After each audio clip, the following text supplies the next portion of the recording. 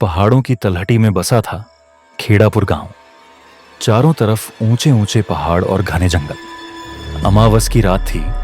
आसमान में तारे भी छुपे हुए थे, मानो डर गए हों। गांव के बीचों बीच पुराने पीपल के नीचे बिस्ना की चाय की दुकान थी। उस रात दुकान पर बैठे थे गांव के कुछ लोग। अंगारों की हल्की रोशनी में सबके चेहरे धुंधले दिख रहे थे। आज तो हवा में कुछ अजीब सी बात है। ऐसा लग रहा है जैसे कोई हमें देख रहा हो। हाँ भाई, आज अमावस है। इस रात को तो घर में ही रहना चाहिए। पहाड़ों की गोद में जो पुराना किला है, वहां से अजीब आवाजें आती हैं। काका, वो पुराने किले के बारे में सच्चाई क्या है? लोग कहते हैं वहां कोई काली परछाई रहती है। बेटा, वो परछाई नहीं, वो परछाइन है। कहते हैं 50 साल पहले एक औरत को उस किले में जिंदा दफना दिया गया था। तब से उसकी रूह वहां भटकती है। जो भी अमावस की रात उधर जाता है वापस नहीं लौटता। अरे काका, ये तो बस कहानियां हैं, कोई भूत प्रेत नहीं होते। तभी अचानक तेज हवा का झोंका आया। चाय की दुकान का दिया बुझने लगा। सबके रोंगटे खड़े हो गए। उसी समय दूर से एक आदमी मशाल लेकर आता दिखा। धीरे धीरे वो नजदीक आया। वो था कालू, गांव का शिकारी। उसके कंधे पर बंदूक और हाथ में मशाल। नमस्ते सबको। चाय मिलेगी बिस्ना? अरे कालू, इतनी रात को कहां से आ रहे हो? जंगल से आ रहा हूं। शिकार करने गया था, लेकिन आज कुछ अजीब था। जानवर तो एक भी नहीं दिखा, पर ऐसा लग रहा था कोई मेरा पीछा कर रहा है। कालू, तुम पहाड़ों की तरफ तो नहीं गए थे ना? नहीं काका, मैं उधर क्यों जाऊंगा? मैं तो नदी के किनारे वाले जंगल में था। पर क्या बात है, आप सब इतने गंभीर क्यों हो? कालू, आज अमावस है, परछाइन की रात।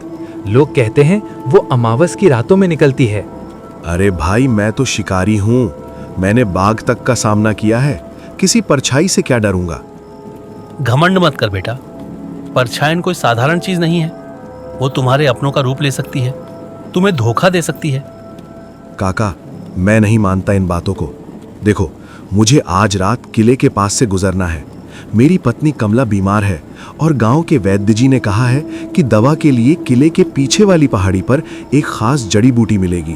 पागल हो गया है क्या? अमावस की रात किले के पास? मेरी पत्नी की जान खतरे में है। मुझे जाना ही होगा। तुम लोग डरो, मैं नहीं डरता।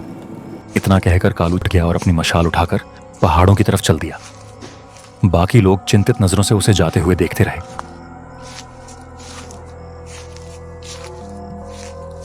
कालू पहाड़ी रास्ते पर चल रहा था। चारों तरफ घना अंधेरा। सिर्फ उसकी मशाल की रोशनी थी जो रास्ता दिखा रही थी। हवा में अजीब सी सरसराहट थी। कुछ दूर जाने के बाद उसे दूर पुराने किले की दीवारें दिखने लगीं। टूटे फूटे बुर्ज अंधेरे में खड़े हुए, मानो कोई राक्षस हो। डरने की कोई बात नहीं, बस थोड़ा और, जड़ी बूटी लेकर सीधा घर। तभी अचानक उसे किसी के पायलों की आवाज सुंदर सुनाई दी। छन छन छन। कालू रुक गया। उसने चारों तरफ देखा। कोई नहीं था। कौन है? कोई है? कोई जवाब नहीं, सिर्फ हवा की आवाज। कालू आगे बढ़ा। फिर से वही आवाज, छन छन छन। इस बार आवाज और नजदीक थी। जो भी है सामने आ जाओ, मैं डरने वाला नहीं हूं। तभी अचानक सामने से एक परछाई आई। मशाल की रोशनी में कालू ने देखा, वो कमला थी, उसकी पत्नी। कमला, तुम यहां? तुम तो बीमार थी, यहां इतनी रात को कैसे आई? तुम्हारे बिना घर में अच्छा नहीं लग रहा था, इसलिए मैं भी तुम्हारे साथ चली आई। पर तुम इतनी कमजोर थी, चल नहीं सकती थी। ये कैसे संभव है? अब मैं ठीक हूँ, चलो घर चलते हैं। कालू को कुछ अजीब लगा। कमला की आवाज में कोई गर्माहट नहीं थी।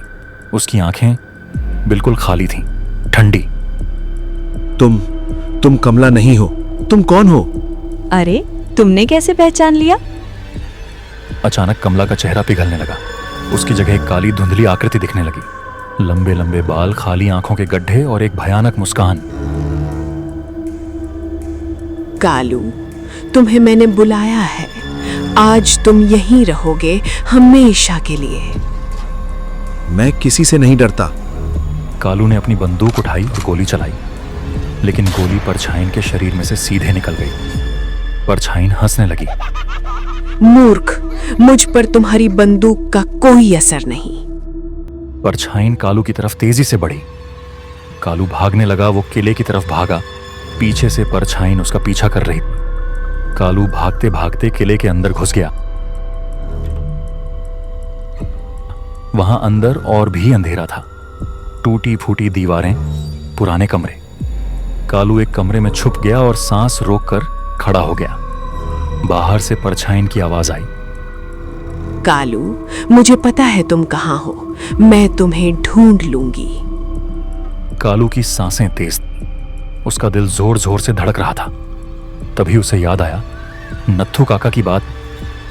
काका ने कहा था, आग से डरती है परछाईन, मेरे पास मशाल है। कालू ने हिम्मत की और कमरे से बाहर निकला। परछाईन सामने ही खड़ी थी। मिल गए तुम। कालू ने तुरंत अपनी मशाल परछाईन की तरफ फेंकी। मशाल परछाईन को छू गई। एक भयानक चीख। परछाईन आग की लपटों में धुएं में बदलने लगी। परछाईन गायब हो गई। लेकिन अब कालू के पास रोशनी नहीं थी। चारों तरफ अंधेरा। कालू डर गया था। वो किले से बाहर निकला और भागने लगा, लेकिन अंधेरे में उसे रास्ता नहीं मिल रहा था। थक कर वो एक पेड़ के नीचे बैठ गया। अब क्या करूं? रात अभी बाकी है और मुझे रास्ता भी नहीं मिल रहा। सुबह तक यहीं रुकता हूं। दूसरी तरफ गांव में कालू की पत्नी कमला परेशान थी। रात के 3 बज गए थे, लेकिन कालू अभी तक घर नहीं लौटा था। कहाँ रह गए? कहीं उनको कुछ हो तो नहीं गया? कमला घर से बाहर निकली और चाय की दुकान की तरफ भागी। वहां अभी भी कुछ लोग बैठे थे। नत्थू काका, काका, कालू अभी तक घर नहीं लौटे। क्या? अरे नहीं, मैंने तो मना किया था उसे। काका, हमें जाकर उसे ढूंढना होगा। हाँ बेटा, चलो, सुबह होने से पहले पहले चलते हैं। सुबह की हल्की रोशनी फैलने लगी थी। गांव के कुछ लोग पहाड़ी की तरफ निकल पड़े। कमला भी उनके साथ थी। रास्ते में उन्हें पास के गांव का एक चरवाहा मिला। बेटा, तुमने किसी को यहाँ देखा? एक आदमी बंदूक लेकर? हाँ काका, मैंने एक आदमी को पेड़ के नीचे देखा था। वो सोया हुआ था, वहीं आगे उस बड़े बरगद के पास। सब लोग वहां पहुंचे। सचमुच कालू पेड़ के नीचे सोया हुआ था। कालू, कालू उठो। कालू की आंख खुली। वो सबको देखकर हैरान हो गया। तुम सब यहाँ? क्या हुआ? तुम रात भर घर नहीं आए। मैं कितनी परेशान थी। कमला, तुम ठीक हो ना? तुम तो बीमार थी। मैं ठीक हूँ, लेकिन तुम्हें क्या हुआ? काका, आप सही कह रहे थे। परछाईन सच में है। उसने कमला का रूप लेकर मुझे धोखा दिया। मैं आपकी बात मान लेता तो आज ऐसा नहीं होता। बेटा, तुम बच गए, ये बड़ी बात है। मशाल ने तुम्हारी जान बचाई, लेकिन परछाईन गई नहीं है। वो अगली अमावस को फिर आएगी। तो हम क्या करें काका? अमावस की रात कोई भी पहाड़ों की तरफ नहीं जाएगा, और किले के पास तो बिल्कुल नहीं। ये सबको बताना होगा। सब लोग वापस गांव की तरफ चल दिए। कालू ने पीछे मुड़कर एक बार किले की तरफ देखा। दूर से एक काली परछाई दिखी जो धीरे धीरे गायब हो गई। उस दिन के बाद गांव में नियम बन गया, अमावस की रात कोई घर से बाहर नहीं निकलेगा, क्योंकि परछाईन अब भी वहां है, अगली अमावस का इंतजार करते हुए। दोस्तों, घमंड और लापरवाही कभी कभी बहुत भारी पड़ती है।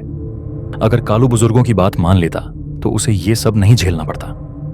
याद रखना, कुछ चीजें इस दुनिया में ऐसी हैं जो दिखती नहीं पर होती जरूर हैं।